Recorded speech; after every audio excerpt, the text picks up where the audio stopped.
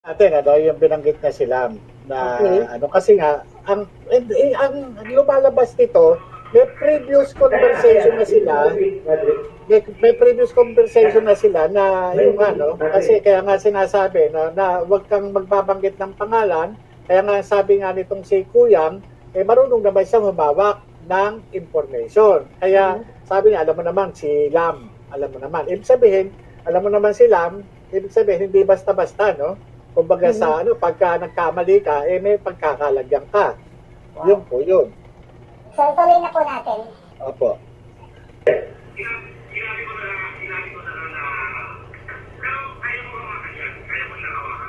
Kaya kong iparating yung mensahe.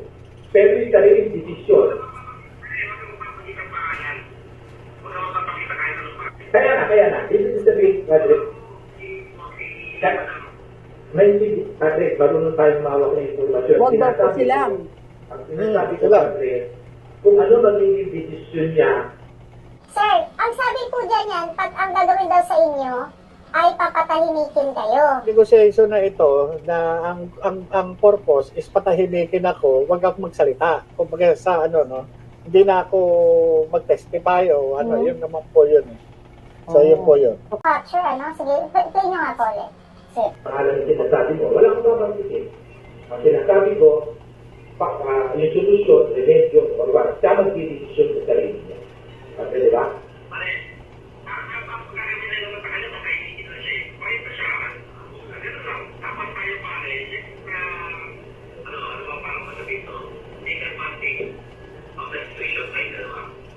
Hindi na hindi. Patulungan natin, Padre. Kasi siyempre yung mama, Ayun, yun. Ayan, sabi niya, narinig niyo po yan, nasa side kayo, tahimik lang kayo, di ba? Pare, sabi, papatayin yan. Oh my God. Ano po yung nakakangilabot, ano? Ano po yung naramdaman niyo dyan, sir? Na sila narinig ninyo, dun sa kabilang line na, pare, papatayin yan. Makatagal na no? Matapos akong matanggal at ito pa yung sukli doon sa aking ano no, mga ginawa noong araw na ito yung sinasabi. Line, yung naka-video call nitong naka-green, na, yan, pare, papatayin yan. Alam nyo, normal po, no, bilang tao, no, napaka-ipokrito ko naman po kung di ako nakakaramdam ng anumang pangamba. Pero sa kabilang banda, dahil nga, So, dito mo talaga makikita yung pagiging mafia, sabi ng mga naka-comment. Pwede niyo po ituloy, sir? Opo.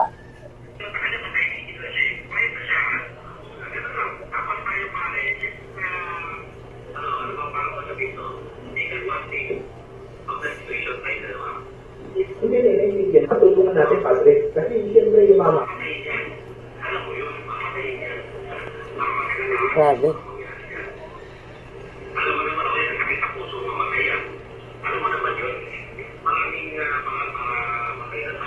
Message nyo sa tinaguriang fourth estate na mga mainstream media na imbis na magkatuwang ng taong bayan para ipalabas ang katotohanan, pero katuwang sila sa pagsira sa iyo. After this na pinakita nyo ang video, anong gusto mong sabihin sa kanila? tigilan na natin yung pagiging punyeta. Magpakatotoo kayo. Maglingkod kayo sa sambayan ng Pilipino. Message nyo sa mga religious group, kahit ano pa man ang kanilang paniniwala, lahat ng religious group, Katoliko man yan, Muslim, Iglesia, kung ano pa man. Maging tapat kayo dun sa inyong sinasamba. Paano na kaya nila ito i-debunk? Na pinakita nyo na ang video, ang CCTV, na talagang nasasangkot si Lisa Araneta Marcos at si Marcos Jr. at lahat, si Kumar. Okay? Ano mensahe mo sa Presidente Marcos Bangal? Una-una, yung moral ascendancy, wala na eh. Alam naman nila yan eh. Wala na yung moral ascendancy.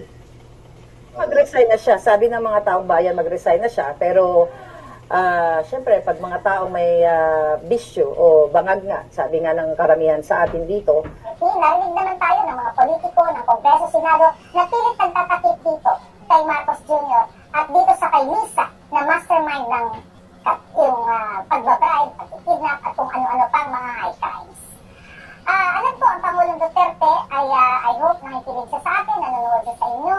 Maganda yung ano na sa maisong kahit na si Pangulong Duterte ay I believe 79 or 80 years old na siya.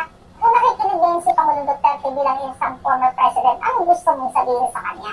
Na after niyang ginawa ng kahit pa paano maayos ang Tuloy niya tayong gabayan sa tamang landas. At huwag niyang hayaan na malugmok ang ating bansa sa kumuloy ng kagaguhan. Sir, pahuling salita sa lahat kung may gusto ka pang sabihin. Mga minamahal kong mga kababayan, magsama-sama po tayo at ipagtanggol po natin ang ating bansa. Ito po sa nakikita ninyo, sa napanood ninyo na ginawa sa akin, gagawin din sa inyo yan at sa mga ordinaryong tao. Walang ibang makapangyarihan dito sa ating bansa, kundi po tayo. Tayo ang naglagay sa kanila. Yung ginagawa nilang pangbabaliwala sa atin at pangbababoy dapat na matigil na. Magpasya na po tayong lahat. Magpasya po tayo at magsama-sama, magkaisa po tayo. Laban dito sa mga sa mga adik sa ating pamahalaan.